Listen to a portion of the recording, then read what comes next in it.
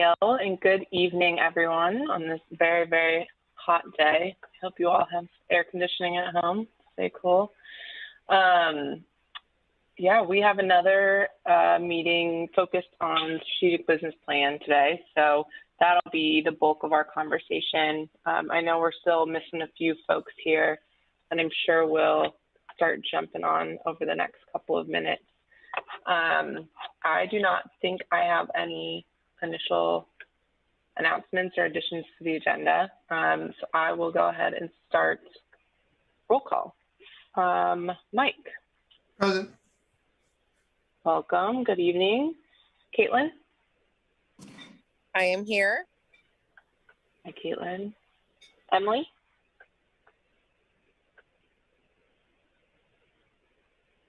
That was it. I'm here. Sorry about that. No worries. Welcome, Emily. Thanks for joining us. Alma. Present. Hi, Alma. Amy. Here. Hey, Amy. And Eliza. Here. Okay, Eliza. And I just saw Pete join. Welcome, Pete. We're doing roll call if you want to give us a present. Present. Great. Thank you for joining. Am I missing any SPC members who are on the line? Okay. We will go ahead and jump into it then, and I will let you all know if I see anyone else join. Our next agenda item is audience participation and public comment. So for folks who are joining on the phone or via Zoom, I'll go through quickly some instructions if you'd like to make any comment or public testimony to the SPC members this afternoon. So if you would like to indicate that you want to provide testimony, please use the raise your hand button on Zoom. For those attending via phone only, you can press *9 on your phone to raise your hand. When it's your time to speak, your name will be called. And again, for those attending via phone only, the last 4 digits of your phone number will be called. Before you begin your testimony, please state your name, city of residence, and who you're representing for the audio record. And once you've provided your testimony, your hand will be lowered. We ask that you don't raise your hand again. We'll just be offering one opportunity to speak tonight. And if you're not able or not comfortable speaking publicly tonight, you can provide your testimony to SPC via email. You can email Camille, the clerk of the board, at clerk@ltd.org. Public testimony will be limited to 3 minutes per community member, and we'll pull up a timer to help guide that timing. All right. If we have anyone who would like to give public testimony, you can go ahead and raise your hand on Zoom or press *9 on your phone. Leah, I'm not showing anyone indicating they would like to speak. Okay. Thank you, Camille. And it looks like we also had Counselor Evans join us.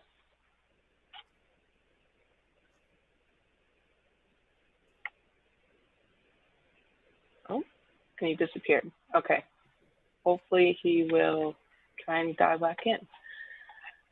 Okay, so our first agenda item before we get into the business plan conversation is around the Comprehensive and Accessible Transportation Committee. I'm sure it looks like Cassette just joined us, so I'm going to hand it over to her to talk a little bit about that opportunity. Thank you so much.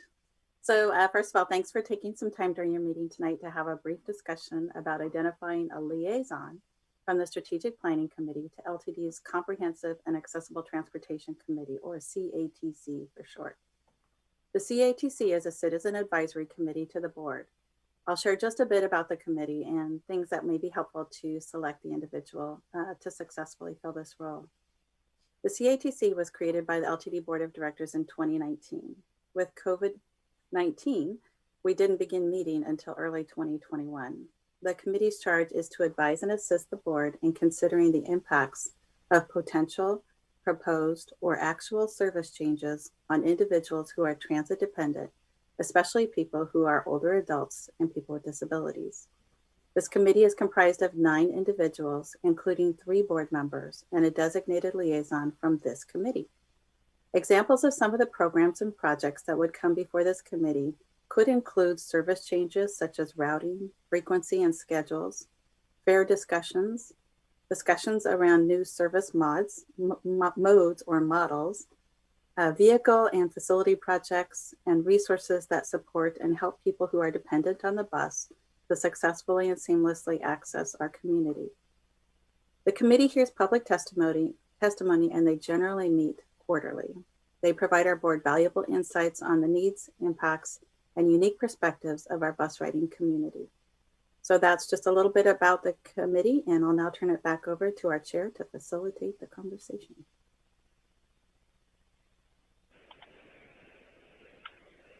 Okay, thank you, Cassette. In terms of facilitating discussion, so you're looking for a volunteer from the committee to join the CATC? That's correct. So what we're looking for is someone who is able to participate in those meetings, representing the strategic planning committee's perspective, as well as bring information or topics that were discussed at the CATC back to the strategic planning committee. Got it. Thank you. Does anyone first, I guess, have any questions about the CATC or commitment, anything that Cassette has shared so far?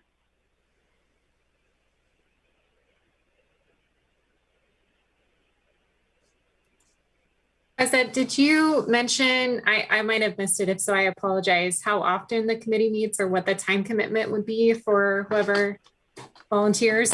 Thanks, Amy. So I did mention it, but I know I went in pretty rapid succession. So the committee is scheduled to meet quarterly. We may meet more often if there's topics that are timely and relevant for discussion, but typically it's quarterly. We've been meeting on Zoom. I expect that we may be looking in the future to continue to meet via Zoom. That seems to work well. And it's about a 2-hour meeting each quarter.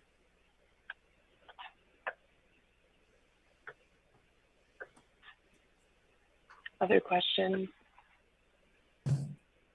Thanks for that information, because I was going to tell Amy that previously that meeting was held in the downtown location, really close to Cornerstone. So really easy to get to work and back to work.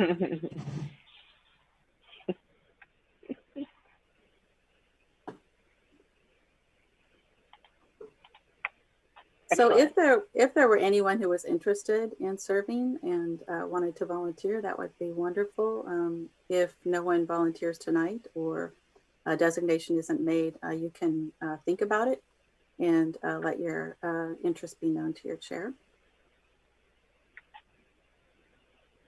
Is there anyone off the bat? Go ahead. I'm so sorry. I was going to ask, what's the deadline, or when are you hoping to know about filling this position?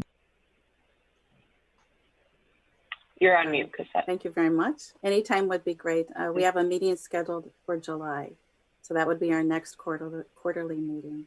We've had 2 meetings so far. They've been mostly introductory with a few topical presentations, but it would be great to get someone in place for that July meeting if possible. Great. And do you have a recurring meeting schedule, or is each quarterly meeting just going to be kind of scheduled based on availability? So Camille takes care of scheduling the meetings for us, and she does that based on availability. So she'll send out a poll. Okay, great.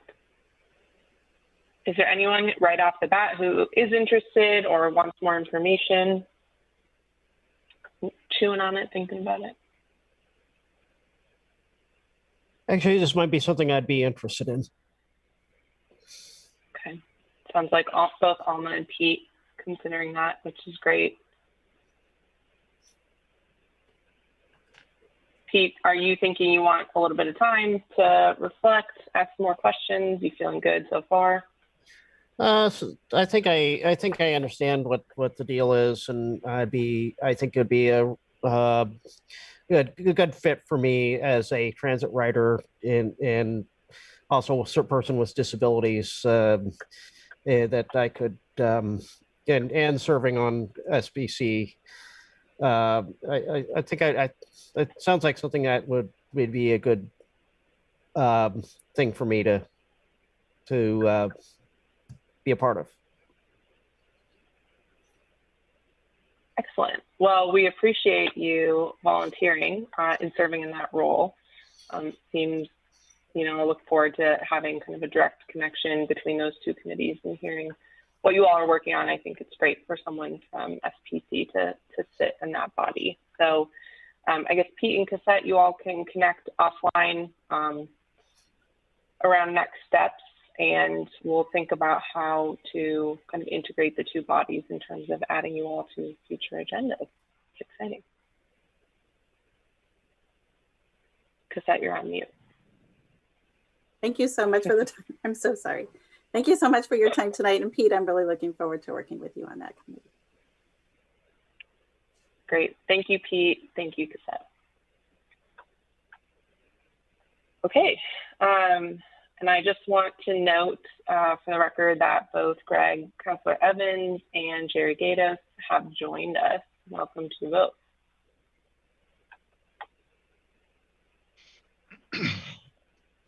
Okay. Well, I will go ahead and hand it over to Lindsay from TransPro to lead us into our conversation around the strategic business plan update. Thank you. I will go ahead and pull up. We're going to toggle between a couple of documents tonight. So bear with me a moment. All right. So initially this evening, what we would like to do is share the top line results of the targeted stakeholder survey, and then spend a good amount of time really discussing the initial draft of the strategic business plan, which provides a sense of each of the sections.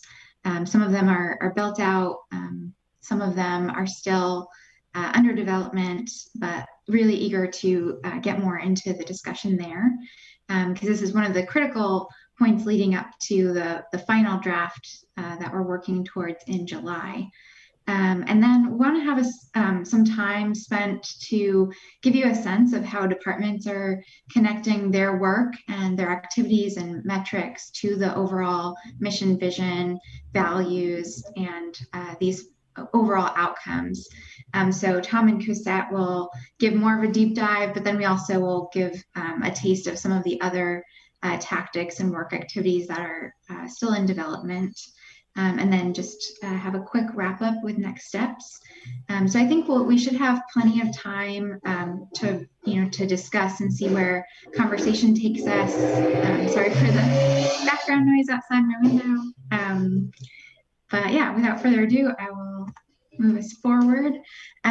So as you know, we've had a couple of sessions so far to solicit your feedback in some of the key areas. I'll try to highlight as we're going some of the key changes that have been made based on some of that feedback, and also how that's being incorporated into various elements of the plan. So today I went over our agenda. Really the next opportunity for this initial strategic business plan will be on July 6th, and that is where we will have the full plan document ready in front of you all to review, and that will be before going to the full board at kind of mid-July. I think July 21st would be the date that the plan would be going to the full board. So this is a really important meeting, certainly, to get additional feedback and thoughts that the team can really bring back to departments and work through as we're getting towards that big milestone. And again, just a reminder that this is really the beginning of a new way of doing business and a new way of measuring. So I want you to be thinking about, as we're reviewing these documents and these plans, that these are going to be active and living documents that you all can then use to provide oversight and advisory counsel to the team as they go forward. So, there will be updates of the metrics and progress towards goals, progress towards these tactics, and opportunities within each of these to provide feedback and advisement. So this really becomes kind of a structure for going forward. So with the survey, as you know, we identified a number of stakeholder group categories, and that was integrated into the project's communications plan. And they fell into these broad categories, and leaders were identified, leaders and representatives from each of these organizations within these broad categories. And again, really was focused at this stage in targeting stakeholders who represent a larger group or a constituency, so that each survey really represents a broader perspective. And email invitations were sent containing the survey link by LTD staff. The survey link was open between April 26th and the 17th. And there were multiple reminders to encourage participation. Ultimately, 28 stakeholders completed the survey, which is about a 45% response rate based on the number of stakeholders who were invited to take the survey. And again, just a reminder that the plan is incorporating ongoing community feedback. So actually, in order to measure the outcomes of the plan, LTD will be engaging with larger groups of the broader community. And so that will be kind of built into the plan. This effort was really focused on getting those targeted key stakeholders involved in the process. So the first set of questions were to gauge reactions to the draft mission and vision statements. And the first was around how well they felt that the mission statement represents LTD's core purpose. Just as a refresher, that draft mission statement is connecting our community. So you see a really large proportion of respondents that did agree that the mission statement represents LTD's core purpose. So about just under 80% of the respondents responded very favorably to the mission statement. A number of responses specifically cited appreciation of the brevity and the conciseness. But there were some, about 15%, who did feel that it was too vague and should contain more information about what LTD does. So, I think what we're taking from this is that broadly, it's pretty rare to get such a high percentage of folks agreeing with something. So we're taking it as a good sign that we're on the right pathway, that 79% responded very favorably to the statement. In terms of the vision statement, how well that represents what LTD really strives to achieve. And again, as written right now, it is in all that we do, we seek to create a more connected, sustainable, and equitable community.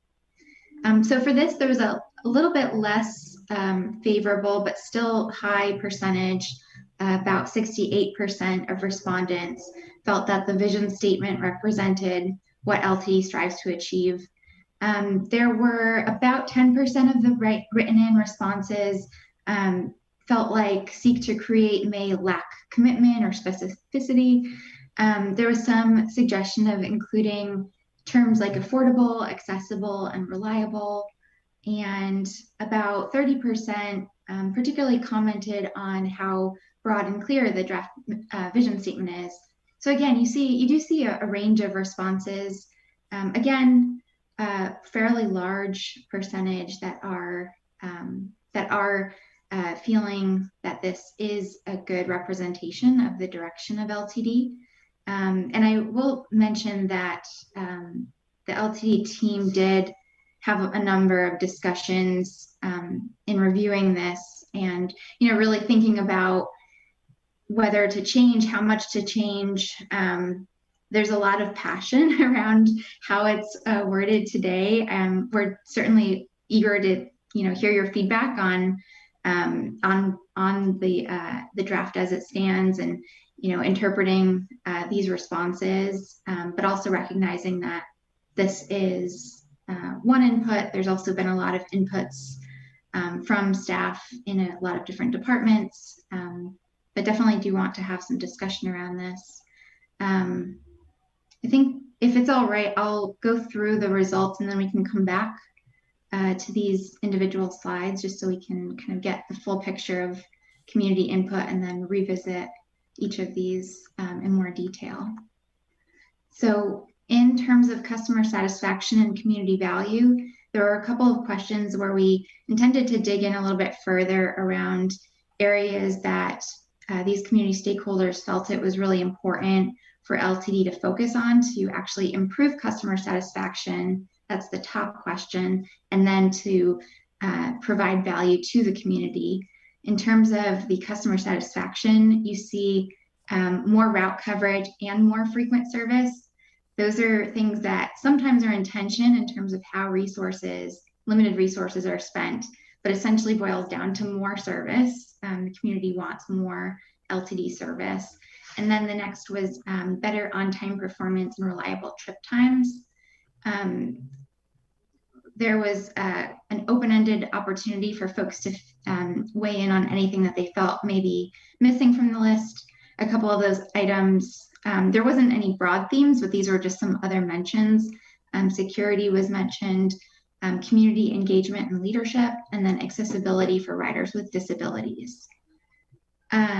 In terms of the community, you can see a clear trend here that the top three are very interrelated and mostly have to do with providing mobility to low-income families, minority populations, folks who are dependent on transit, such as the elderly and disabled, those unable to drive, and then providing affordable transportation options. So you can see a lot around this issue of access for folks who could really benefit from having mobility throughout the community. And there were some open-ended related elements related to sustainability were also relatively high in the list. And I noted in some of the open-ended comments, there was discussion that it's still important, but really these are when forced to choose what's most important, these were really the things that came out on top. So I know that was high on a lot of folks' mind. And then there was an area written in around the use of public transit to link affordable housing with support services. So those were just at the high level, some areas that came up. When we think about these areas, we want to think about, are there ways that we can measure whether we're moving the needle in these areas? Are there tactics we could develop so that our work activities are helping to focus on these things in order to drive customer satisfaction and community value? So that's how these sorts of inputs can start to help inform the plan. And then they also tell us where we may want to dig in when we do those broader surveys. So for example, when LTD is doing broader outreach, surveying and town halls and public meetings around, for example, a COA, that these could provide more areas to dig in deeper on. And similarly, when they go out to do a broad community survey, there may be an opportunity to dig into these areas a little bit further to really understand how to drive forward in these areas. We also asked about barriers to mobility to get a sense, recognizing that some of these are within LTD's direct purview and some of them will require partnership and other community partners to make investments and improvements in infrastructure. But again, really thinking about access and comprehensive mobility. You do see the ones in the top 10.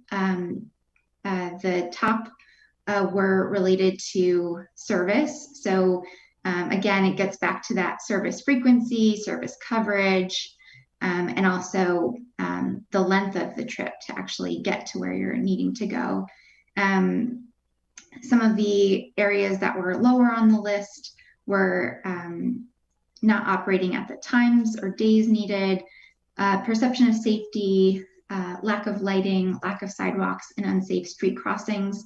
But again, those were much smaller level of ratings compared to the top four. Some other options that got even fewer responses you can see along the right-hand side. So those really weren't cited as major barriers to mobility. And then there were a couple of write-in responses. One was specifically around bike bus connections, and then another around accessibility. So again, these are just kind of levers and things that LTD can think about going forward to really target efforts. And again, this is really the perspective of folks representing others who may be using the system. They may or may not have firsthand knowledge. So it is important to balance this with customer feedback as well. And then the strategic business plan, we asked some questions around rating the importance of LTD addressing certain areas in the strategic business plan. So these are the ratings that received important or very important ratings. And you can see, generally speaking, all of these were rated very important. So even at the lowest end, 23 out of 28 responses felt all of these were important. Sustainability came out with the top level of importance, followed very closely by equity. And then you can see these other areas as well. So, and then the areas that were mentioned being missing from the list, engaging in getting input from employees was mentioned. And as you know, we do actually have an area of the plan that's very focused on employee engagement. So that is an area that is also covered. And then accessibility was mentioned again. And we'll talk about that. There are certainly a number of tactics in the plan that are addressing accessibility, as well as certain metrics. So that is definitely being addressed. These other areas we'll kind of highlight as we're going through the draft plan, but I'm sure you'll recognize that things like sustainability, Sustainability is one of the key outcome areas, has a number of metrics related to it, as well as tactics. It's represented in the vision statement right now. Equity as well. Equity is reflected in the vision statement as well as in the values, and is addressed in the metrics and the tactics as well. Community value. This is an area that has, again, one of the major outcome areas that's been prioritized by the team, and we'll have more metrics and tactics around that. Safety shows up in the values, also really key part of performance metrics at the organization and department levels. Customer satisfaction is currently the highest rated area to focus efforts and really identify outcomes and a number of strategies for impacting customer satisfaction. And then financial stewardship is also one of the major outcome areas and has metrics and tactics associated with it. So overall,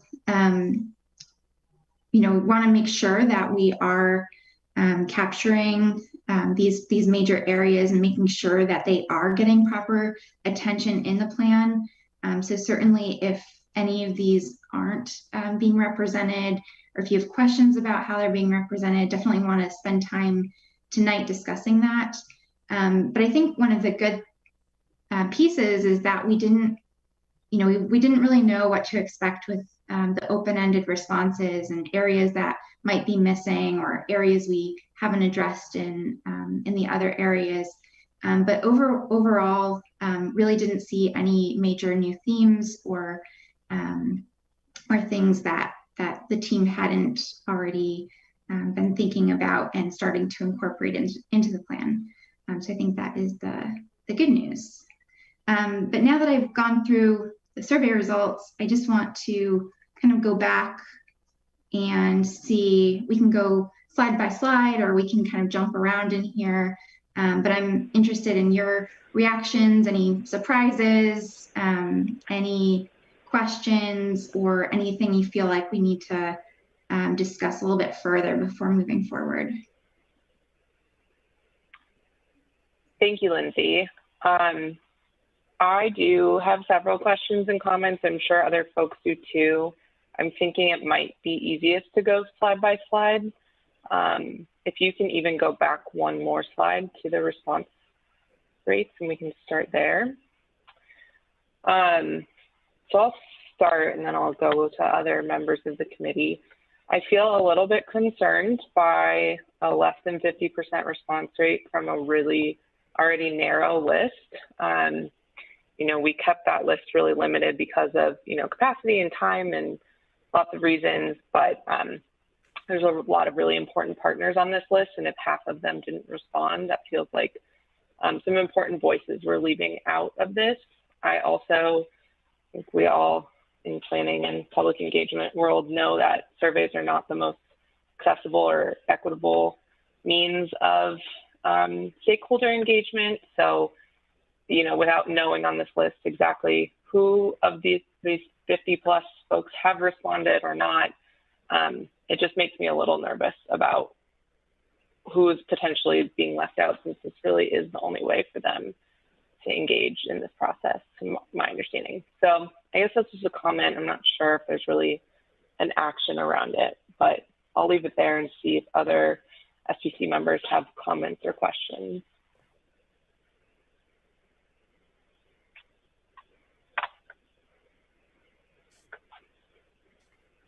Go ahead, Mike.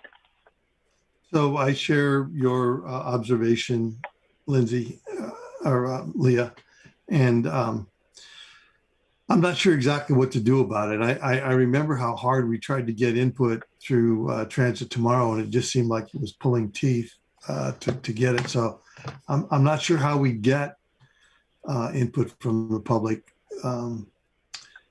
So I do share your observation. The other point is that in the what seems like lifelong struggle between productivity and coverage, during the Transit Tomorrow, it seemed like input was leaning toward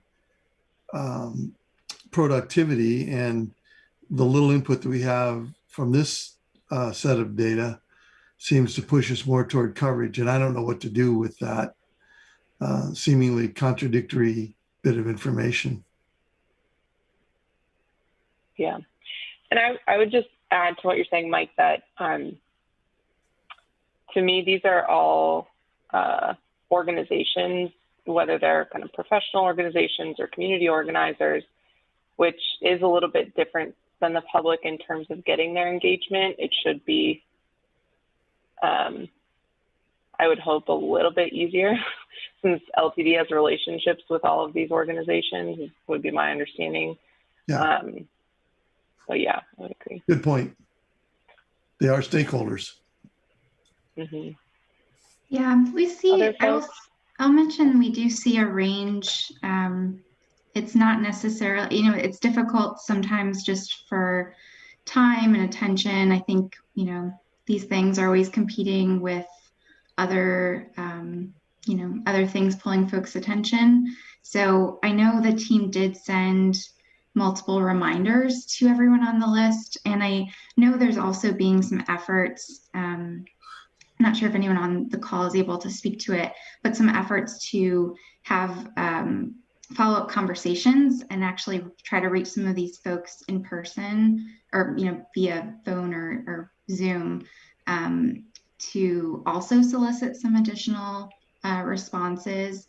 But I think one thing to definitely note is on things like the frequency versus coverage, certainly through this effort, it's not, you know, it's not a statistically valid sampling of the community. So I would, you know, use this as an input, but not necessarily draw conclusions overall. It's one input from, you know, multiple sources that the organization will ultimately use to make service decisions. The strategic plan won't make those decisions about how to allocate service, but more globally at a high level to kind of inform that, generally speaking, the community wants just more service. And then through those more robust public processes, continue to try to get more voices to the table to actually, when it comes down to allocating specific resources to figuring out those things.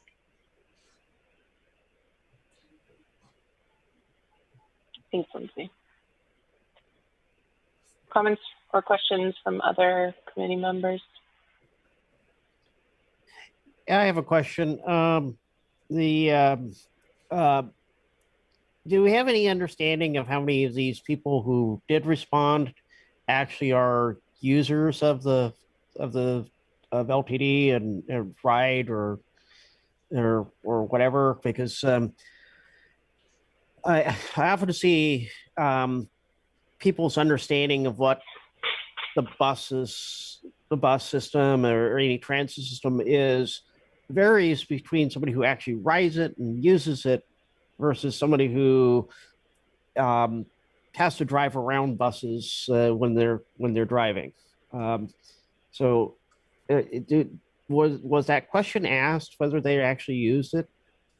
That question was not asked in the survey, but I think there is a bit of assumption that this is a mix of folks who probably have varying experiences and maybe answering the question based on either their own perceptions from folks that they work with or serve as clients, or in the cases of universities, they're thinking about the students and their staff who may be using the system. But that is one of the reasons why, LTD is routinely conducting customer surveys through the ABBG benchmarking survey on an annual basis. So LTD certainly, is engaging with other tools over the past several years, and will continue to do so to get feedback on a number of important issues. This one was really focused on these stakeholder partners.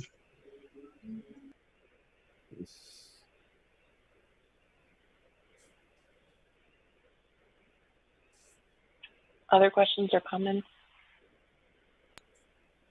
Go ahead. So I'm trying to clarify. So yeah, this was for stakeholder partners, and it sounded like you were mentioning that there might be sort of phase 2 where there's going to be more opportunity for, I guess, more in-depth discussions. So that could include some of the more frequent and maybe infrequent users. Just getting clarification for me on that.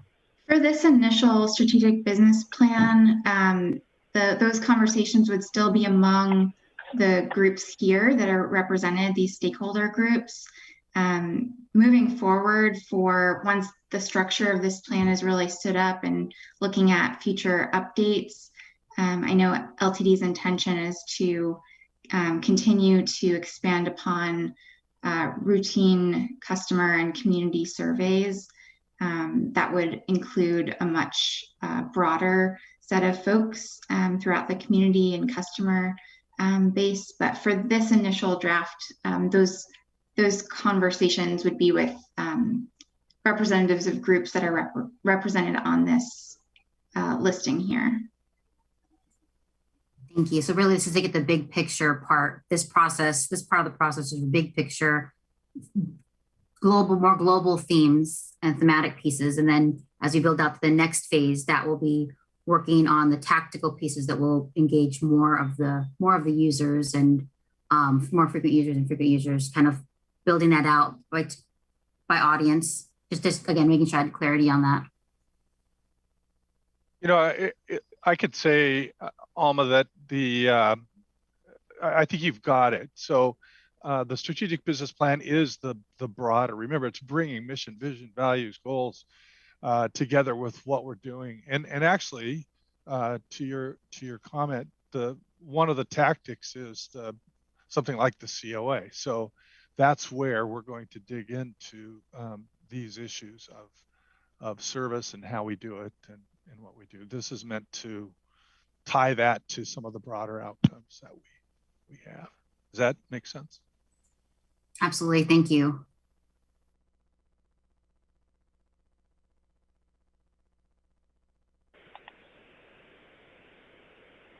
Other folks? Okay, well, we can move on to the next slide, but I just want to, not to beat a dead horse, but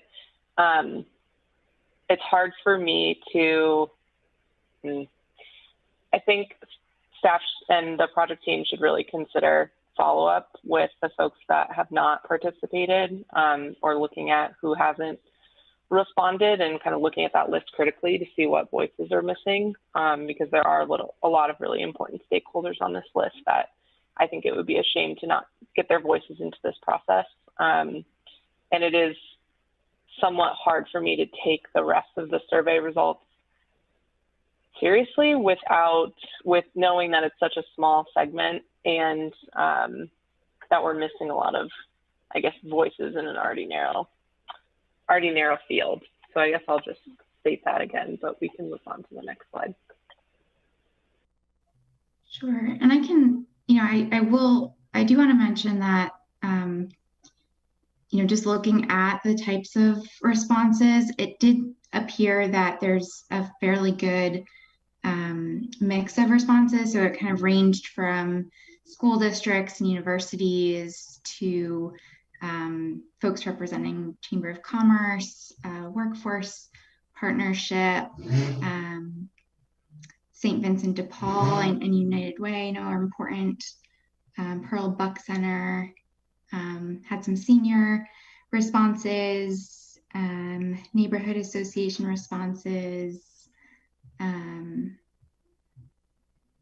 a couple other advocacy groups, housing. So at least there's not, say, one particular area or two that were kind of overrepresented. It was, if that helps provide a little bit more confidence in kind of the range of perspectives that were engaged in this.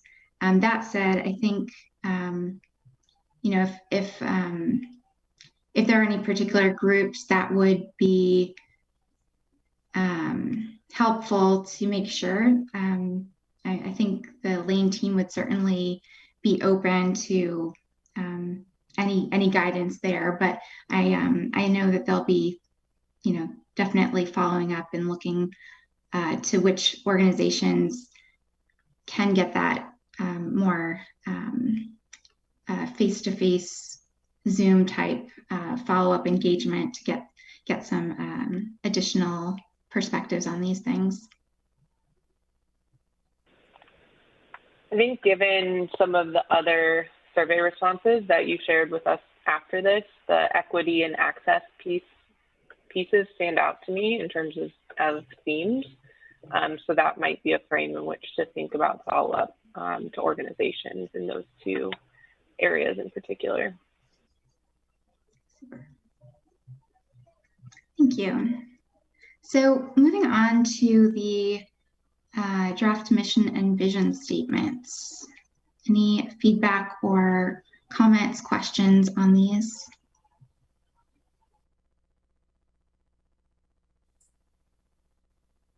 This is Alma. I guess just kind of piggybacking on the last, again, not to bring that last question up again, but just wondering about how many respondents potentially were non-English speakers, like Spanish speakers. And I don't know if that, thinking about how this, just being able to understand that a little bit more and thinking about access, just wanting to kind of get a little more clarity on that. Or service to those, non-English speakers and have an understanding of how this fits together. So I don't know exactly how many would have been representing folks who don't speak English as a first language. there's kind of a range of organizations represented that would likely interact with some portion of that population. I'm not sure that directly that they've taken the survey.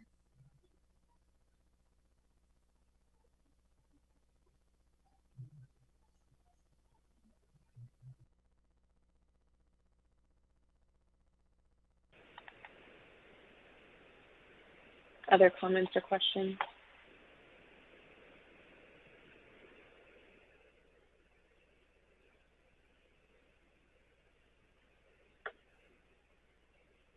I have a quick comment. I know we're limited on time. That's a big constraint here. But if there is any effort that goes into, doing additional follow-up with some of the organizations that haven't responded, that were in that equity access kind of category. I was surprised how short the survey is. So if there's a way to kind of communicate that, it didn't come across necessarily in the email that it was a really brief, which I appreciated, didn't take a lot of time. And just making sure that the right contact is being reached at the organization. And maybe if there's any person that has a personal connection to that contact within LTD or elsewhere, usually, that follow-up tends to be better when you actually know the person who's reaching out to you. You feel like you have to reply.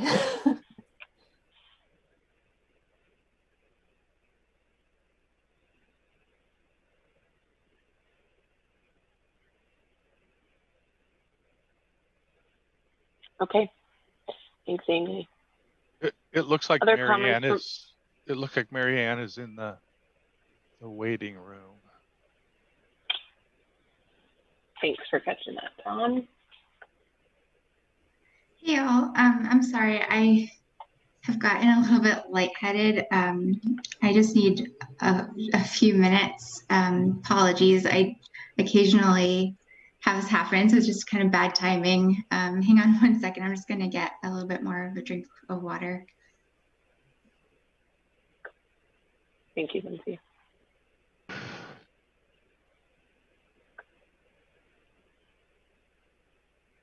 I didn't notice if Camille was bringing Mary Ann over. Yes, I've been whooshed over. Thank you all for catching me.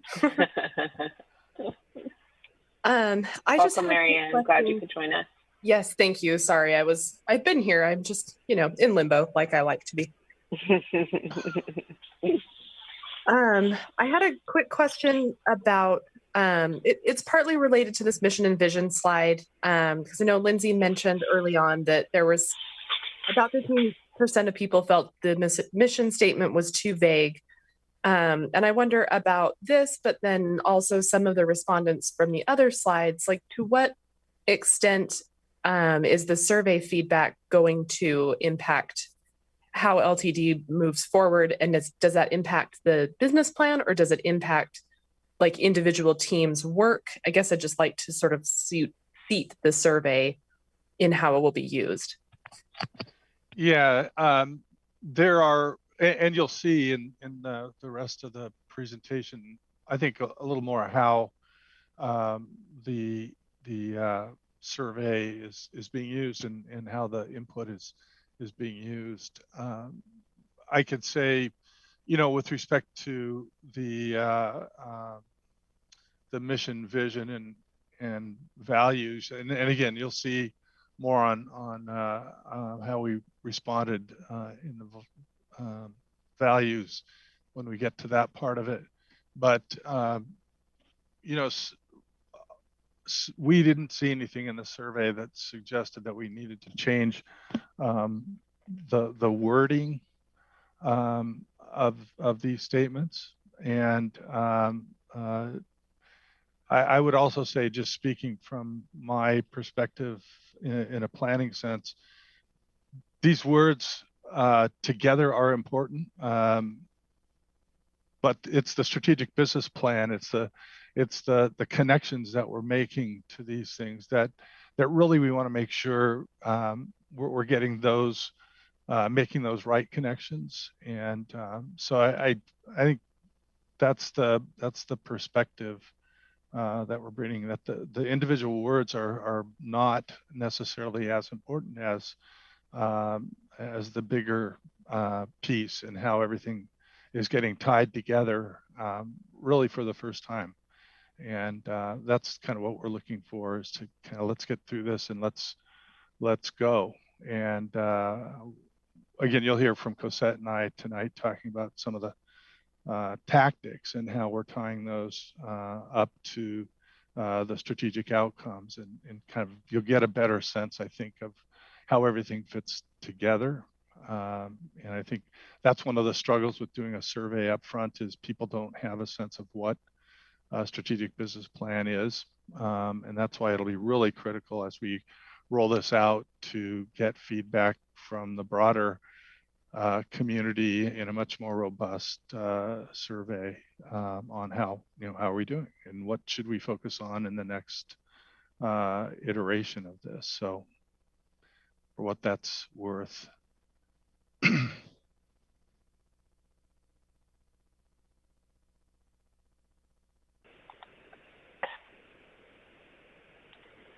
Okay, welcome back, Lindsay. Hope you're feeling okay. Thanks. Sorry for that. Thank you. Okay. Any other comments or questions? Otherwise, maybe we can move on to some of the other slides of the survey results. Or if folks just have broader questions, comments about the survey results that are not this slide in particular. Greg's had his hand up for a bit. Oh, I'm sorry. I cannot see on my Zoom when you do the hand raising function, so I would just do it on the camera if that's okay. Sorry, guys. You're muted, Greg.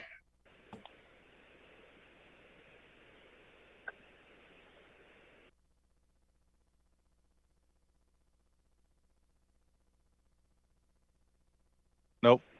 No, we can't hear you.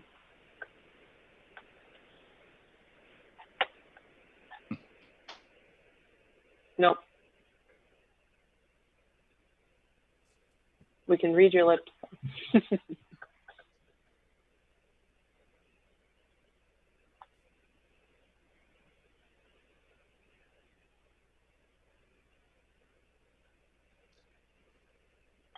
Okay.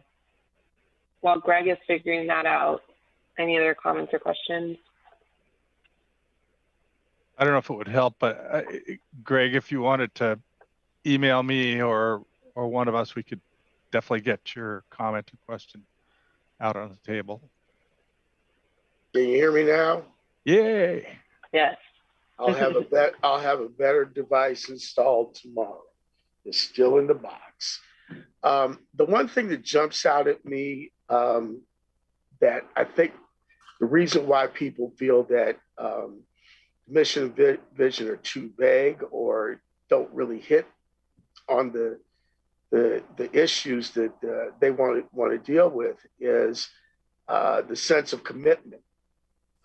We are committed to LTD's core purpose, and we are committed to connecting with the community, and we are committed to the vision statement, what the things we're trying to express: connectivity, sustainability, and an equitable community.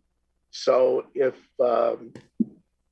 we do some wordsmithing at some point, I just want to point out and underscore the issue of commitment, because LTD has a relationship with the community, goes back to 1970, but sometimes we forget that we need to be committed, both physically and intellectually, to our values, our vision, our mission, our objectives, and our goals.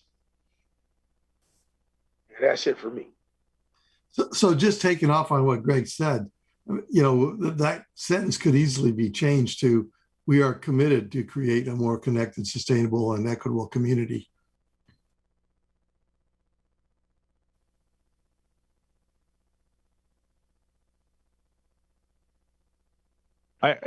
So if you're looking for something from staff, I mean, that that's a suggestion that would be good for this group to make.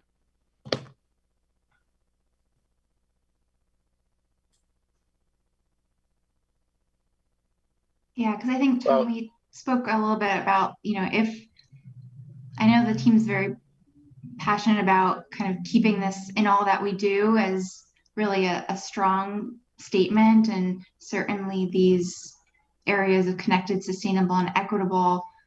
So it seems like that's a nice place to really reinforce, the strength of the terminology that we're using around this. I know there's perspective on the staff team that the active seeking is aspirational, but I know there's been conversation about, can there be other ways of phrasing this and capturing,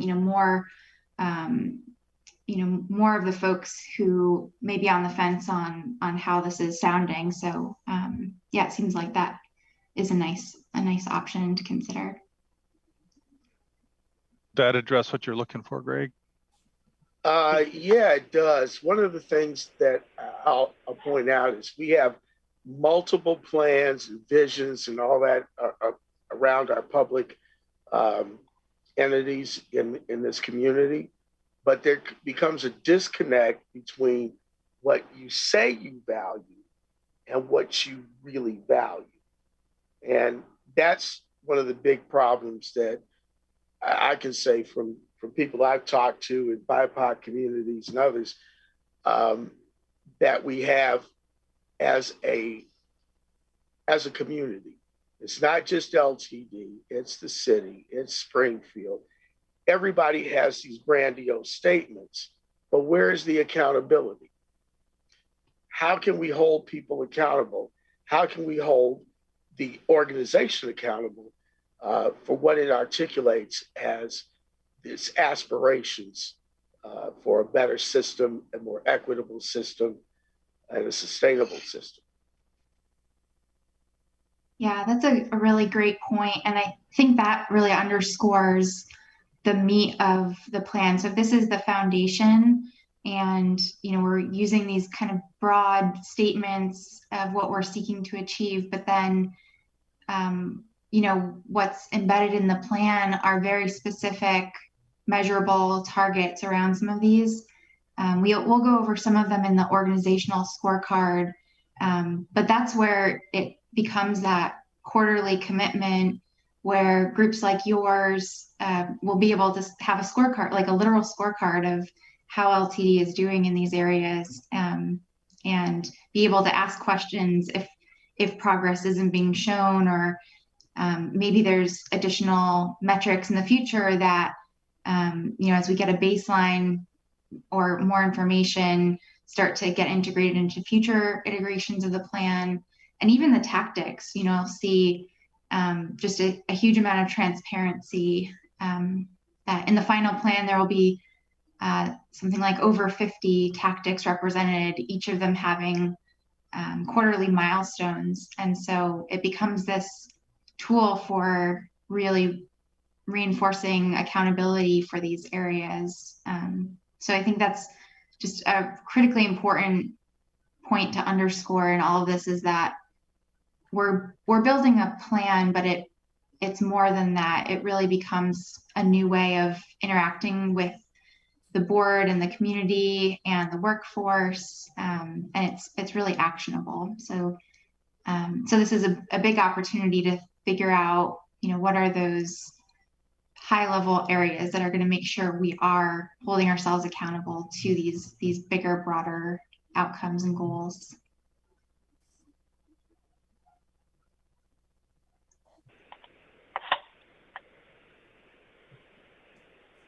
Other thoughts and questions on anything in this survey? Yes.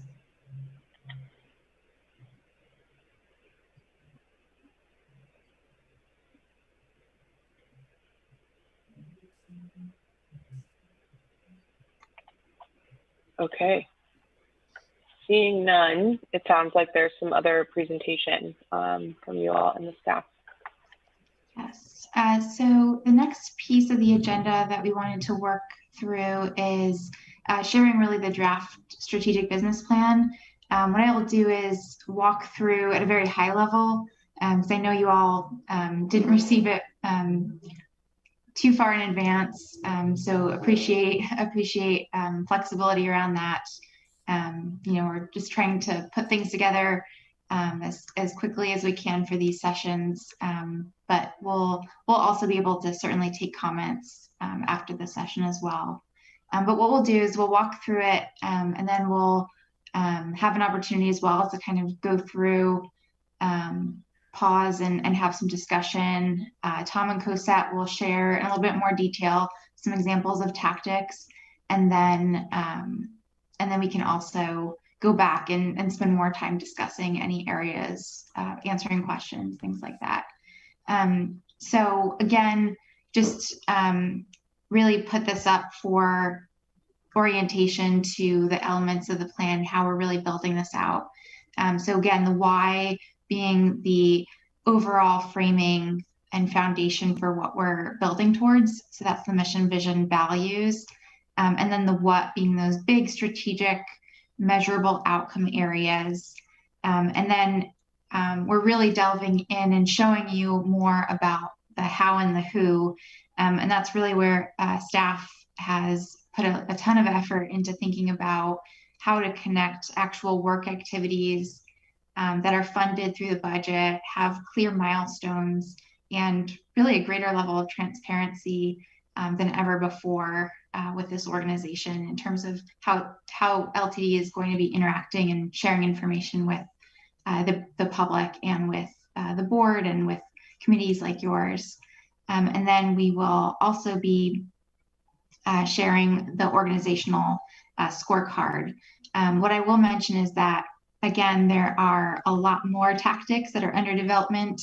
And we listed a few in the slide deck, just to give an example of kind of the breadth of tactics, but there are, as I mentioned, over 50 different tactics that are being developed by departments. And then also performance metrics that are at the department level. So getting into even a layer deeper of performance metrics. So just want to put that context out there as we dive into the plan. So let me I'm going to switch over to another document to talk through this. And I'm going to zoom out a little bit, actually. So this initial draft plan is covering fiscal years 2022 through 2024.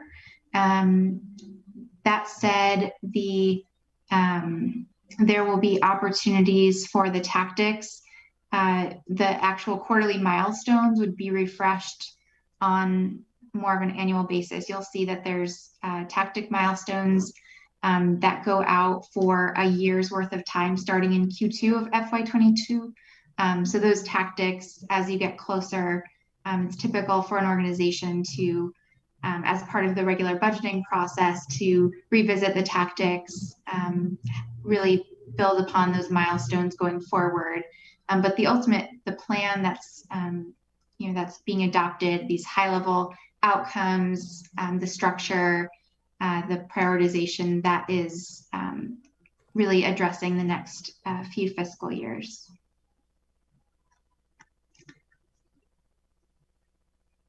So these are the overall primary sections. So we start with an introduction from AJ, have a brief summary, then get into the work plan, which, as I mentioned, will have many more pages to it in the final, and then the performance scorecard. Today we're sharing the organizational level scorecard. Something I wanted to really highlight and mention in this introductory letter is this this aspect of community value. It's something that we're really aware of, and we heard loud and clear. I know the team heard loud and clear how important it is that we build community value and the perception of value and awareness of that value throughout the community. So it is one of those 5 key strategic outcome areas in which there's a specific outcome identified, as well as metrics and performance indicators, tactics. But we also want to underscore that the way the team is thinking about this is really investing in people coming out of the pandemic. So having a really high priority on customers and employees in order to drive those satisfaction and engagement in those spaces, which ultimately really builds the confidence of the community and the perception of value of the community. You know, we saw that among this group of stakeholders who provided input on the plan, that access to groups that really depend on transit is a huge area of value. I'll say in a general sense, in similar surveys that we've seen where even where there's a larger sample size, or that's a representative countywide survey or things like that, it's fairly common for those to be really high level areas of importance to the community. So again, serving those customers with really high quality service is a really key lever. Each of these areas really works together to ultimately deliver community value.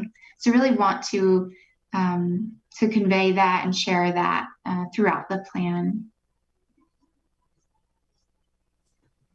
So in the executive summary, we discuss, and highlight some of the areas that that staff and committees and the Diversity Council, the broader workforce, the community stakeholders have really engaged with the plan.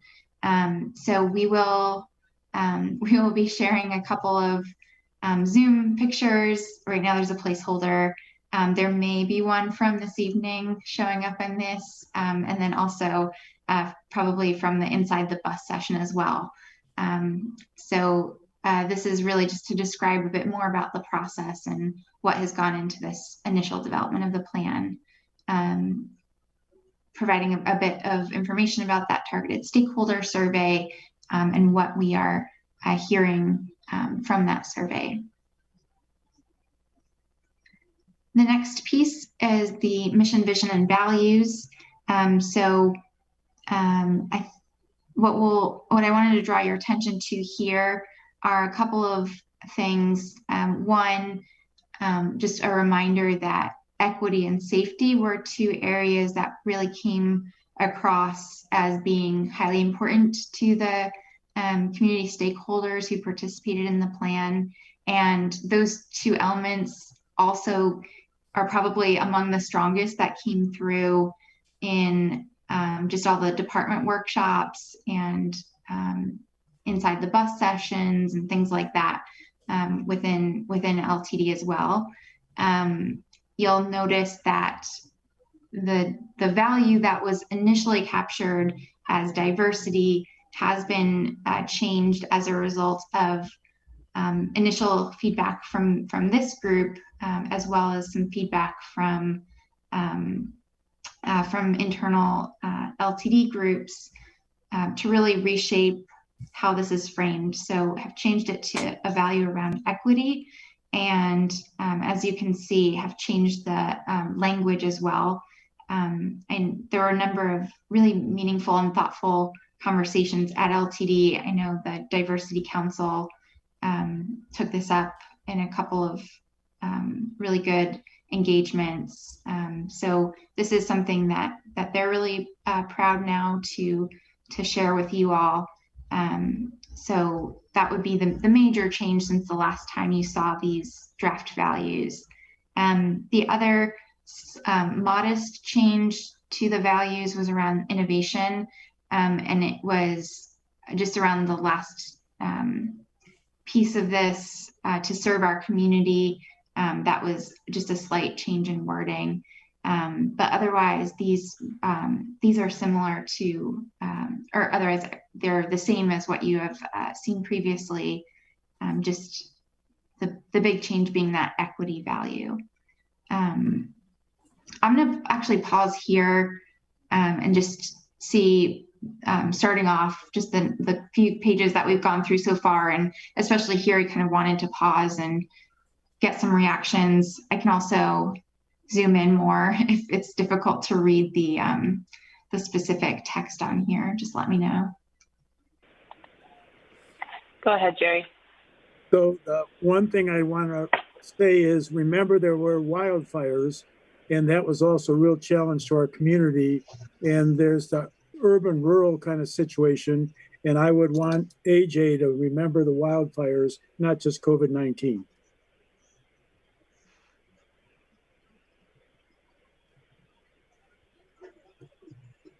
Great, thank you. Other comments or questions so far?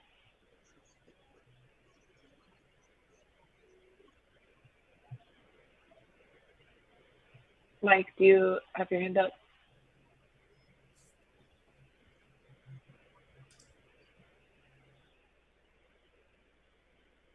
No, I don't, not me.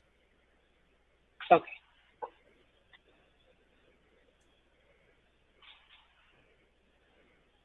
Okay, hearing or seeing none, Lindsay, I think you can continue.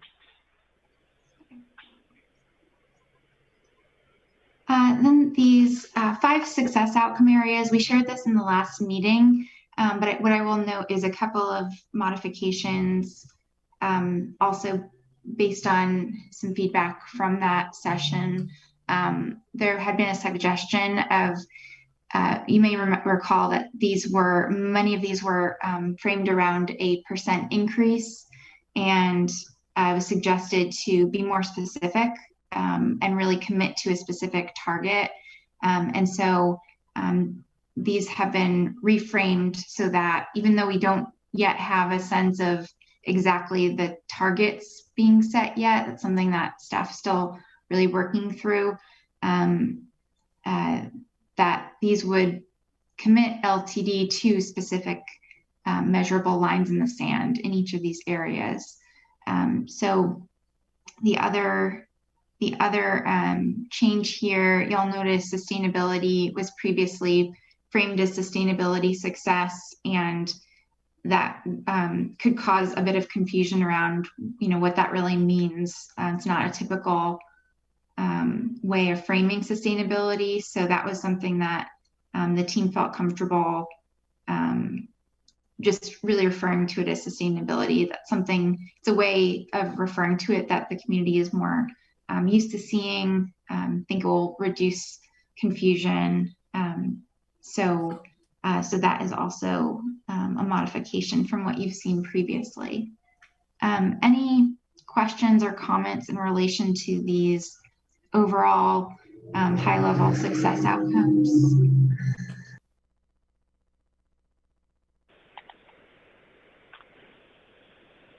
Amy, do you have a question? I have a comment, and it might be a silly one, so you can take it or leave it. But I recognize too that this is just one success measure, and that there are other measurements. But for sustainability specifically, one thing that comes to mind is that we could just take reduced service, and that would reduce our greenhouse gas emissions. And I don't know if that's really what we want to do. So just a comment. No, that's a good comment. And we sometimes call it like tension in the scorecard. Like you want to have kind of evaluate, if you have like effort-based metrics, do you have quality-based metrics, kind of measuring them out, and kind of similar to like, can you game it in some way and kind of make sure there's not unintended consequences or ways of gaming it. So that's it's a good observation to make sure that we're kind of balancing those things out.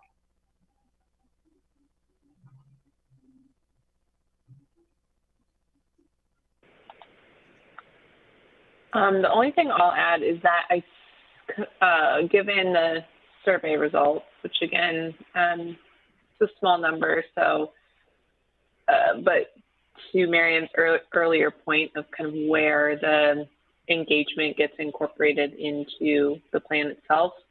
I see some conflict here between basically the staff rankings in order of these strategic outcomes, success outcomes, and what we saw from the survey results. So I don't necessarily have suggestions on that, but just wanted to point out the kind of conflict between the engagement and what we have here.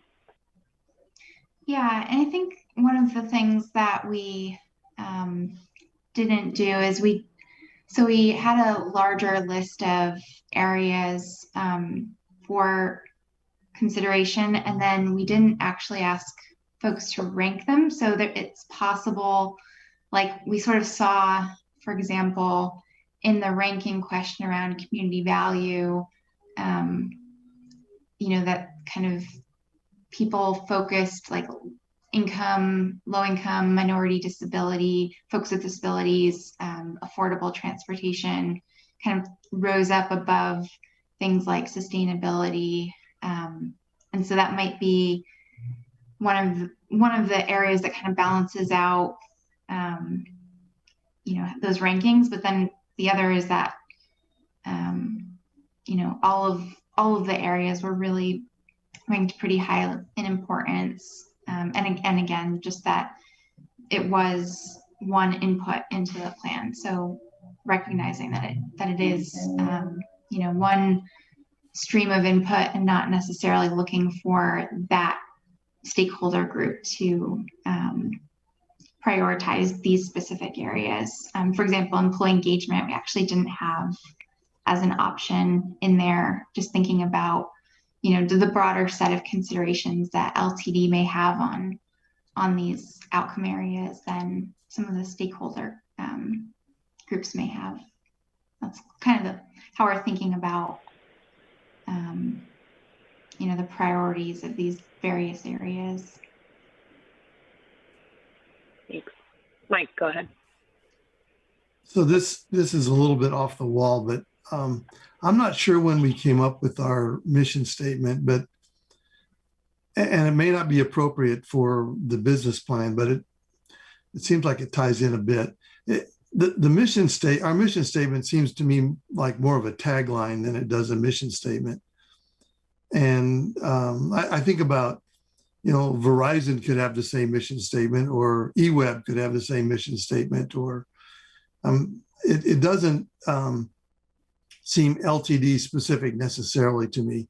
And it also seems, I know we want mission statements to be relatively brief, but it seems so concise that it doesn't really say much about what LTD does, other than somehow connect the community. So I just throw that on the table for consideration. Yeah, I think there has been kind of a mixed reaction. I think generally it seems like consensus has been more preference for the brevity. And I think there's kind of this sense that it can actually mean a lot of things, and it can mean, connecting physically, the sense of transportation as something that connects, but also kind of liking that it has that ability to be more broad, like connecting to opportunity or connecting to jobs, or kind of thinking about some areas that may be a little bit more broadly defined than just pure transportation.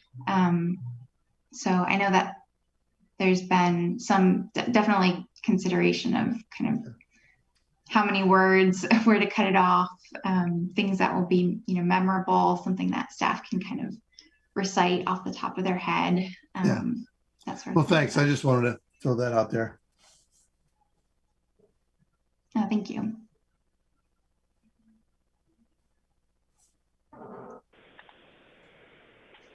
Other questions or comments?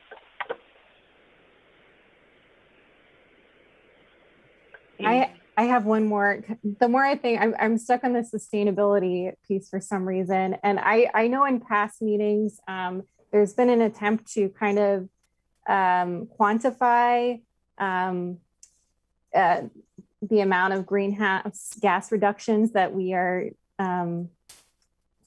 community-wide LTD is contributing to through ridership. So I don't know if there's a way that might be a more complicated calculation to kind of do both. So look at the amount of gas emissions that the vehicles are producing and that LTD's service is producing, the agency, but also the amount of reduction can be attributed to the riders that, and the reduction in use of motor vehicles that create greenhouse gas emissions. One of the things, Amy, so I mean, you're raising some some good issues. We approached this particular one in terms of the general statement of reducing greenhouse gas emissions because of two things that we do actively to reduce greenhouse gas emissions. One is the fleet, electrifying the fleet, taking greenhouse gas producing emissions off of the air or out of the air in what our operations are. But again, the science suggests that it's ridership that really is going to have the biggest impact.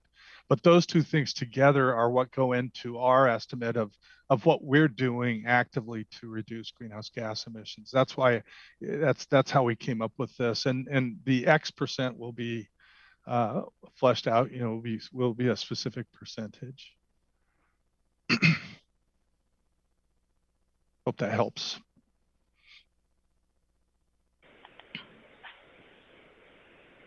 Great. Lindsay, I think you can go ahead and move on. Okay, great.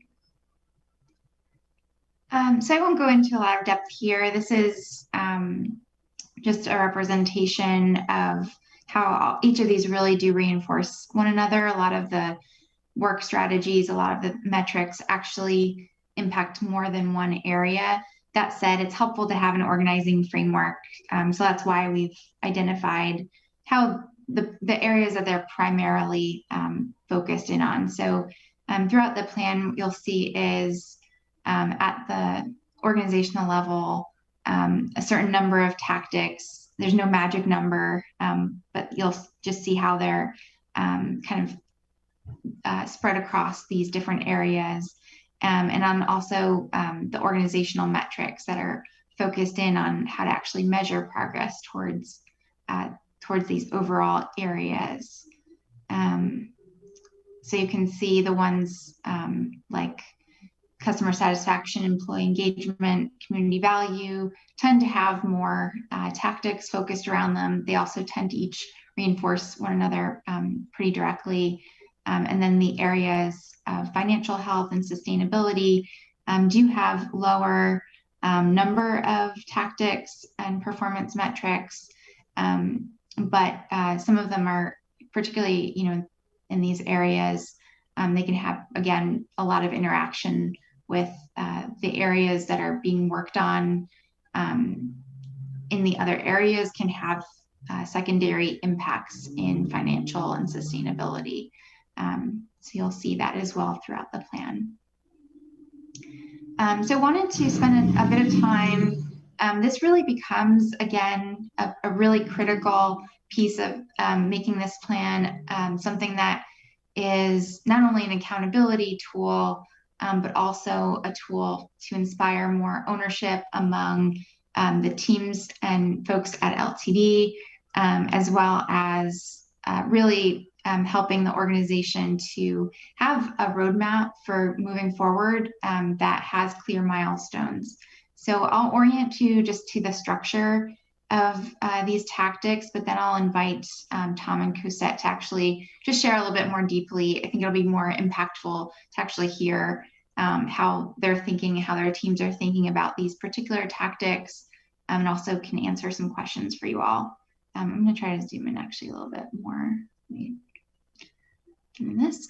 So each of these really represent at the top what the tactic is just named, what it's really trying to achieve.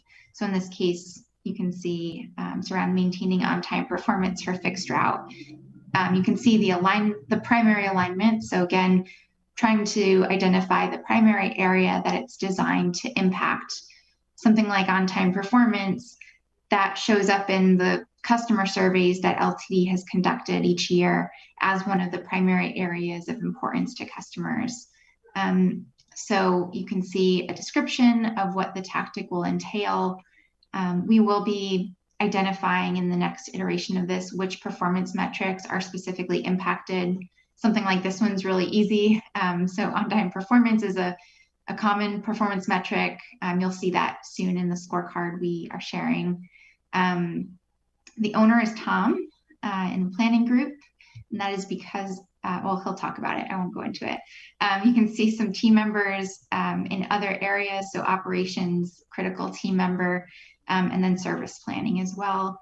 And then what you'll notice is that starting in Q2 of FY22, really identifying within each quarter, where do we want to be by the end of that quarter? What are the key things that we want to achieve to advance this? And so this, again, just gives the team more frequent feedback on where they're going, so that we're not getting to the end of the year and realizing we're 6 months behind on all of our projects. It really gives more transparency and a tool for measuring, and if needed, adjusting. So if things we're working on aren't having the impact that we're intending, it also gives us a little bit more of a tool to ask the right questions and make adjustments as needed. So there's a year's worth of quarterly milestones identified. As I mentioned, this would be continuously updated so that there's always additional quarters. Some of these will stay on probably for all 3 years of the plan, if not indefinitely. Some of these will they'll be completed and LTD will move on to the next project. You'll see there's some of these are more internal facing, some are more external facing, all in service of becoming a stronger organization with real alignment to those mission, vision, and value areas. So with that, I'm going to turn over to Tom to share a little bit more detail about this tactic in particular. Thanks, Lindsay. So again, starting with the model of the why, what, how, and who. This is the how and who part of that, and it again, as we've been talking about for months, this kind of is where we start to see the connections from what we do day to day to these bigger outcomes. So to start with, just the form you can look at and see that this involves several people. This isn't Tom Schwetz, developing all of this. And in fact, I mean, this list of team members, so Jake from operations and then the service planning team are really still just probably the key players in this, but obviously the whole organization is involved in putting out the service. So with that context, again, as Lindsay explained, Q2 starts in September of this year. And then, Q3 would start in the following, October. And then the January starts the third quarter. And the specific tactics, these are things that like collecting blue cards and customer input. Blue cards is the communications process that we have. And obviously it goes back to terminology goes back a ways, but the blue cards are ways that individual drivers on individual routes at certain specific times can give us really focused feedback on something that's not working right. Primarily, we get some things about what's working right as well. And then customer input forms that we have from, again, drivers, operations, customer service, and riders that help us look at what's working, what's not working, so that we can prepare for the winter bid that happens the following January. So that's, just so you know, that's not something we're just figuring out how to do. We've been doing this for for a long time, and this is kind of how but we're tying that action, that activity to this bigger outcome. We're going to start analysis of current on-time performance. Crystal Reports is that's kind of a brand name for the data and analysis reports that we get out of all the data that we gather. Excel reports, driver performance, route profiles, all of that goes together to analyze how we're doing on-time performance by route, by schedule.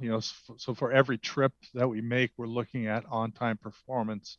And just as a bit of a basis for you all, we're constantly monitoring that. And if you ride the bus actively, you've noticed how our schedules shift over time, particularly on our primary routes that are running in congestion.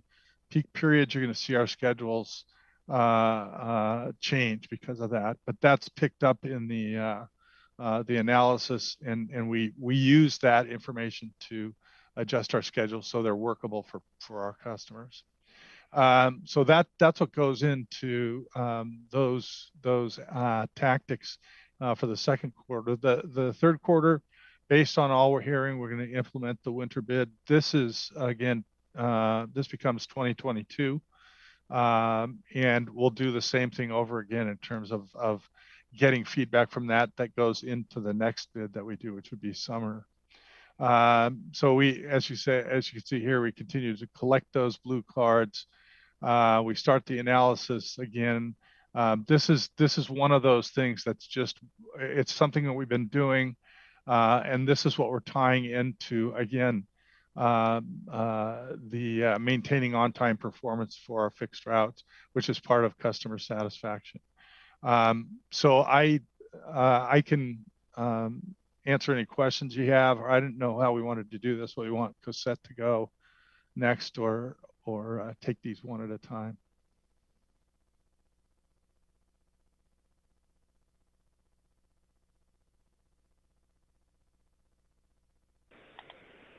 I'm not sure if you're asking me or Lindsay. Well,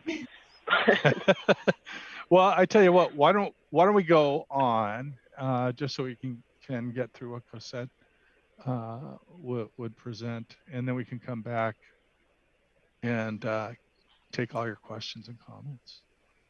That sounds good. All right, super. Thanks, everyone. Cosette, I've got yours up next. Thanks, Lindsay. So one tactic under customer satisfaction is a bundle of activities that we're calling enhanced customer convenience. This includes utilizing technology to make information to ride the bus more accessible and convenient, as well as optimized tools to provide an enhanced customer experience. Some of these improvements include updating or replacing current technology, such as our website and trip planning resources, and expanding new technologies to improve quality service, such as our electronic fare collection system. Originally, as we were developing our tactics in this area, we were suggesting that all of these would be individual tactics, but we recognize that there's an opportunity to realize a bigger opportunity by bundling them into a single tactic that encourages a more holistic look and approach. And as you can see, this tactic is broken down into quarterly milestones that will allow us to measure and report back on our progress, hear back from our customers how we're doing, and further engage to help identify ways to use technology to provide that enhanced experience. So I'm the owner of this tactic, and however, I'm not necessarily the subject matter expert. So I'll be working with our power experts to accomplish these tasks over the next year. So the next one. So another performance metric under customer satisfaction is a comprehensive operations analysis of our RideSource call center. The model of the One Call Center is to provide coordination that enables individuals to access transportation through a variety of programs by calling a single number. They aren't required to know what program they're accessing, as a call taker has the ability to schedule trips for multiple programs, and trips are scheduled in a way that creates shared rides when available to help all the programs stretch their program dollars farther, while not requiring individuals to have to remember which provider to call for which program. 10 to 12 years ago, LTD's paratransit service to move people around our community using an origin to destination service for people who are unable to access our fixed route service due to a disability, that program accounted for the majority of our phone call volume and overall quantity of trips provided by the call center by far. With the implementation of the Affordable Care Act, we experienced dramatic and swift increased demand for transportation to medical appointments for Medicaid eligible individuals, and is today, that program is by far the largest and most complicated service we provide. The speed and resources required to meet the needs of the community through the call center has been a bit like drinking from the fire hose. So this tactic represents an opportunity for us to take a step back to thoughtfully analyze the functionality and value of the integrated model, the tools and resources we use to manage and operate the service, and identify alternatives and recommendations to improve the customer experience and value to our community. With that report, we can have discussion about how we move forward strategically and intentionally. And again, I'm the owner on this tactic, and I'm working primarily with our accessible services team. And that's Cosette. And then Tom's going to share one more, and then we can have some Q&A. So are you on? Oh, yeah, thank you. So the tactic is to establish a baseline analysis of equity of our services. And this rolls up into the customer satisfaction. And what this is we want to conduct analysis. Of course, we have all this data at hand, but we haven't really presented it quite this way. Understand the current use of our services by minoritized communities and evaluate their transportation needs based on that. And that's going to give us a metric to work with as we move forward with projects like transit or the COA, excuse me. So in addition to the planning team being involved in this, we've got Cosette and John also involved in, and again, there's others that will be assisting us with this. Part of this is, well, we have a sense based on census geography and things like that, where these populations reside, where there are concentrations, how they connect up with our service today. We want to set a baseline for that can allow us to then go to the board, at the community, to talk about this issue of equity of our transit service. So we're trying to create a really robust basis for you all to have that conversation. So you can see here, just going through the first 3 quarters here, we're really beginning this work, defining the goals and objectives, developing, what the key metrics are going to be in terms of access to our service. It's more than just, does a bus come by? How frequently does it come by? It's like, what does it connect to? And you've seen us, talk through some of the graphics that Jarrett Walker presented, for example. They gave us a sense of how far you can get, where you can get within a certain amount of time on our system.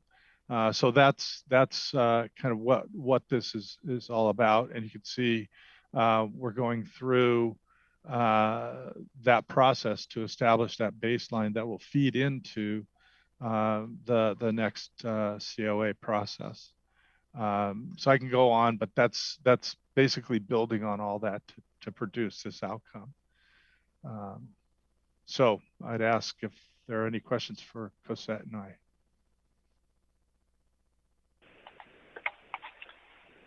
Yeah, Tom and Cosette, thank you both for sharing that and giving us a little bit more concrete what this looks like in more detail.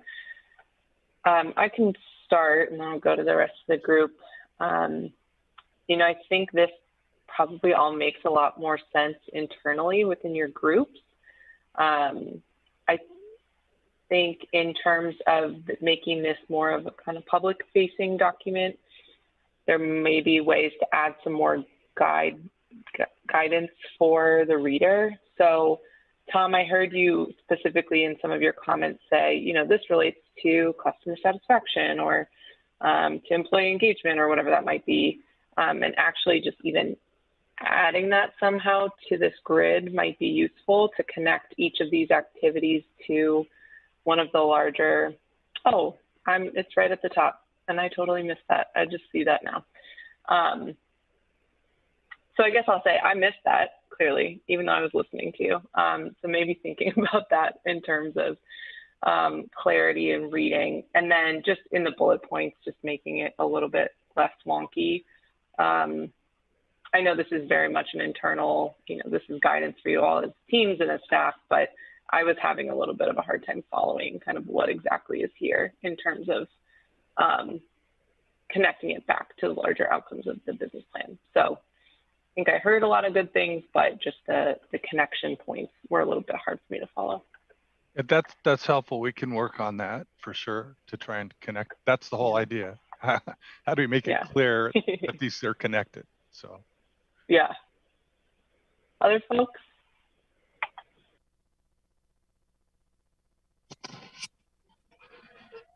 This is Marianne. I would just echo what Leah said about making the connection between the activities you listed here and then how they relate back to the general plan.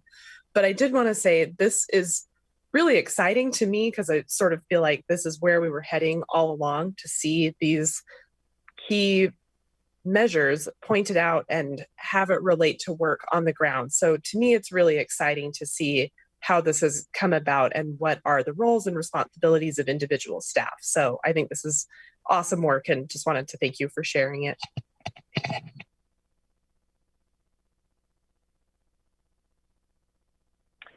I saw a thumbs up from Alma. Any other comments or questions? Thumbs up from Mike. Thumbs up from Pete. Thanks all.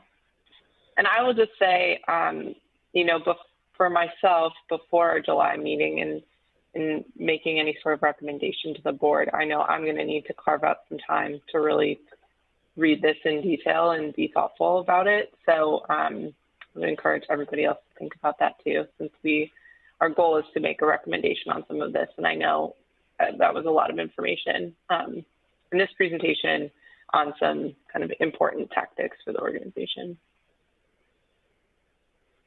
Yeah, I think that's exactly what you're probably going to need to do to absorb all this. There are many of these. We just went through 4 of them for you tonight. And again, we can work on more clearly making those connections. I think that's important.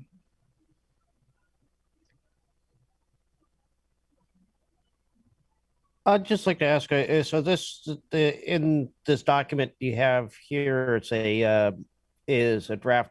So is there a bunch more of these, you know, like for each of the there was 5 different key areas, and then these cards go for each of those key areas. So is there a bunch more that are going to be added, or are these just ones that have gotten flushed out now? Well, about that. Sorry. Yeah, no.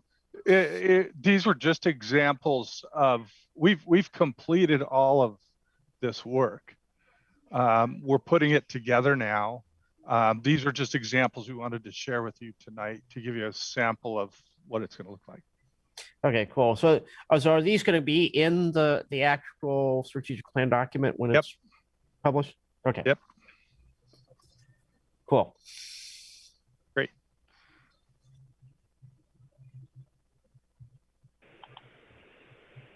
Other folks?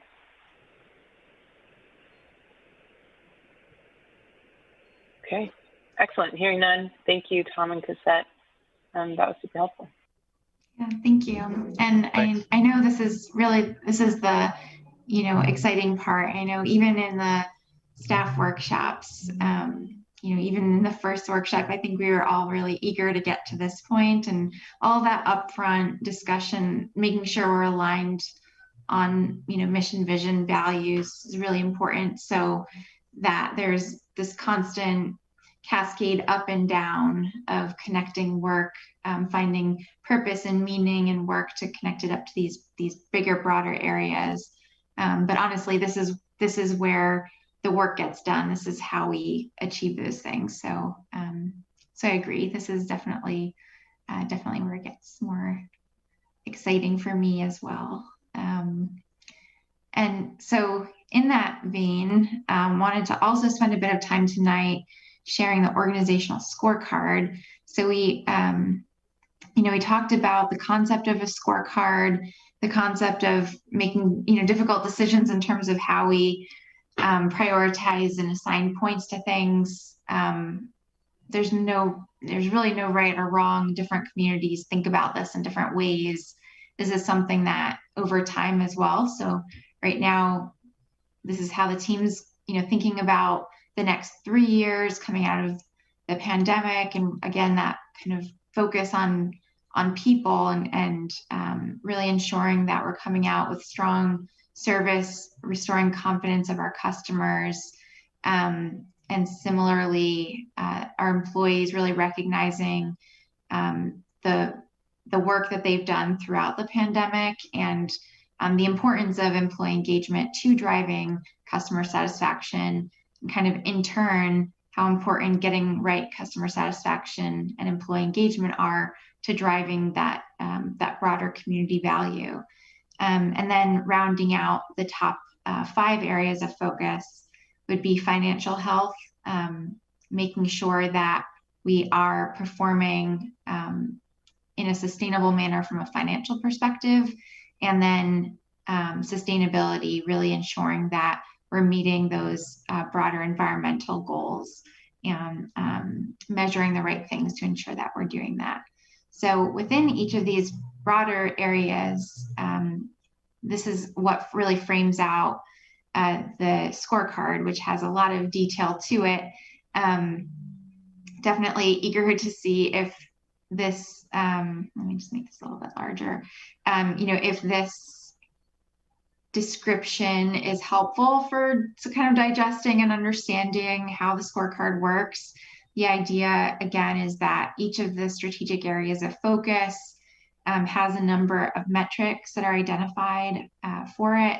They have a specific goal.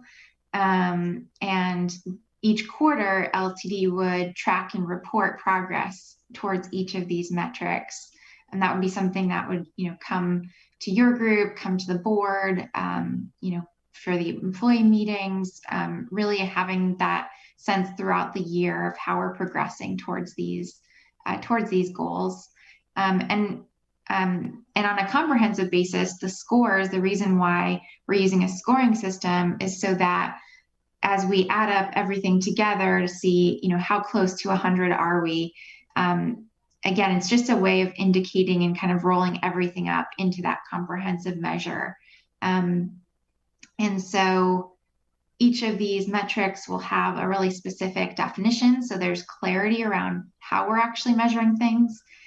Because even something like employee engagement, we talked about that, that a lot of people can interpret that in different ways. So really being clear about how we're measuring something and where the data source is coming from. And again, really helps with transparency, also just institutional knowledge, so that even within a team, if someone who is responsible for a particular metric leaves the organization for whatever reason, that there's really clarity and continuity in terms of how we're measuring these things and reporting them going forward.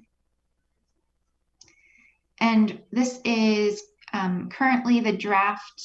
At this point, you see a lot of establishing baselines.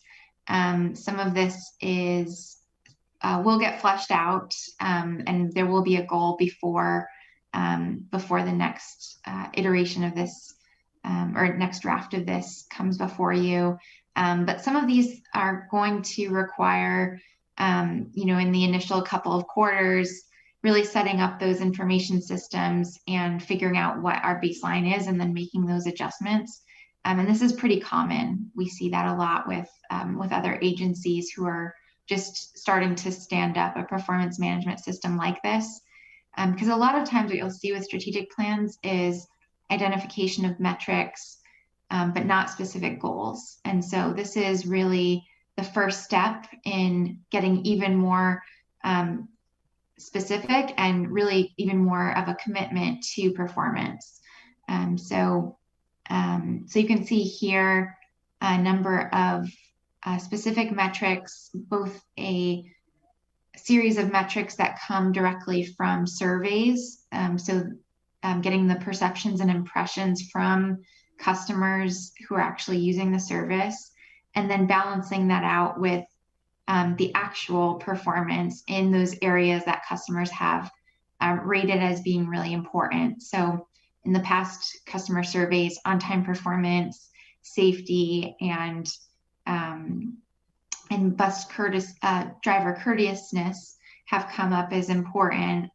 Those are often, fairly typical types of metrics as well in other transit agencies, but really balancing out both that impression as well as the actual service. That's something that we find effective, again, kind of getting at, we spoke about earlier, kind of addressing the tension in the scorecard, so that you can't just game the activity by doing something differently, like, on-time performance.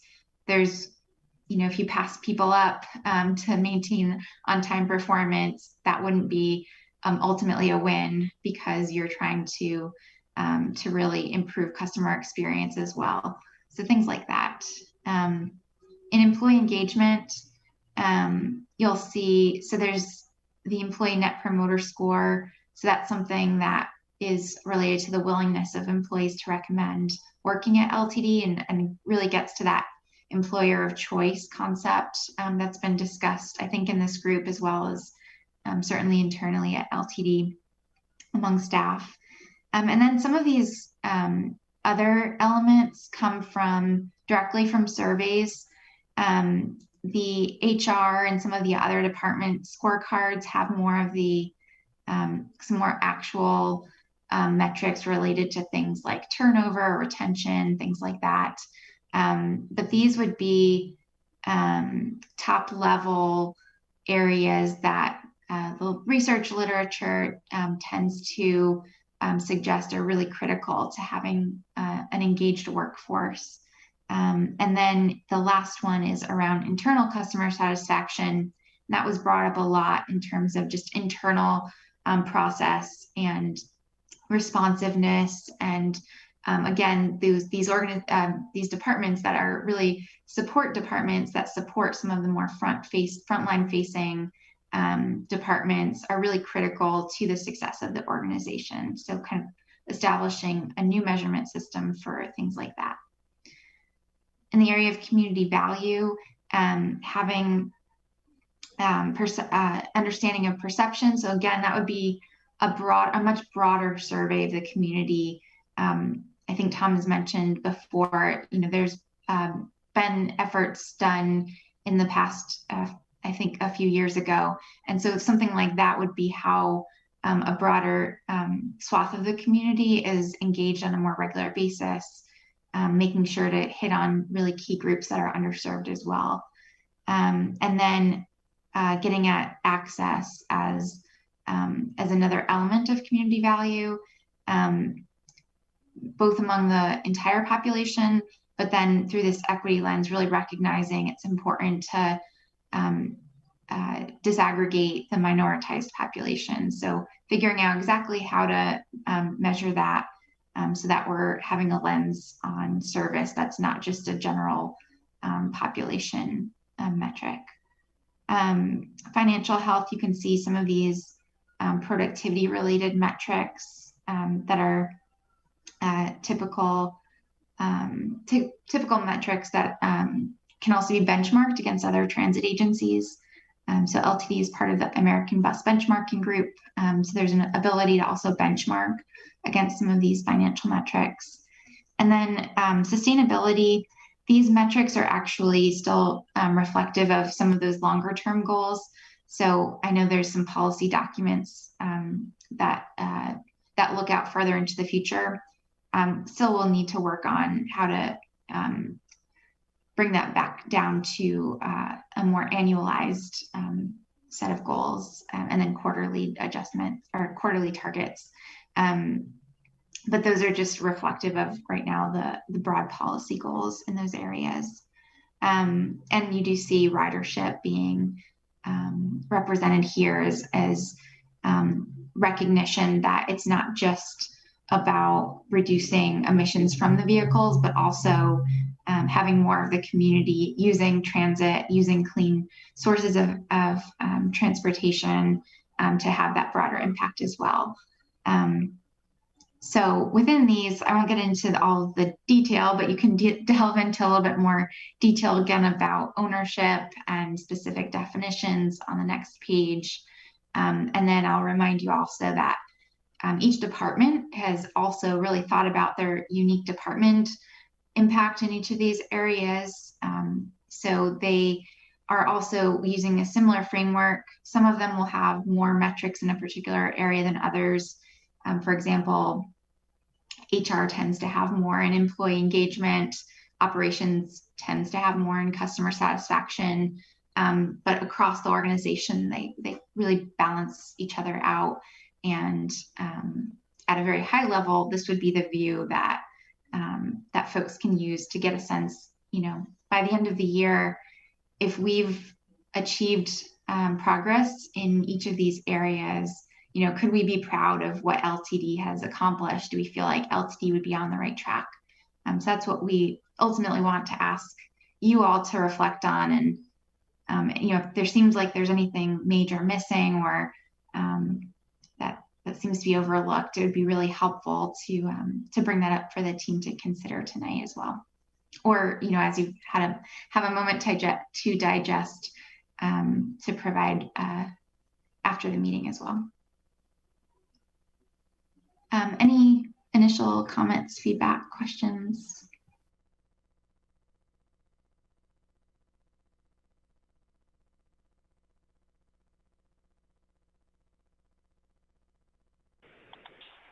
I don't have any comments or questions.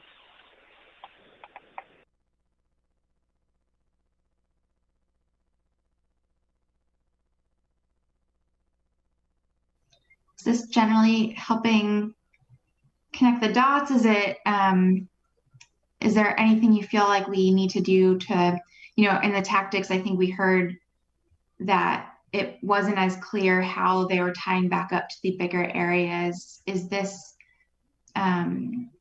doing it more effectively? Do you think we need to think about making any element of this more clear to help connect those dots?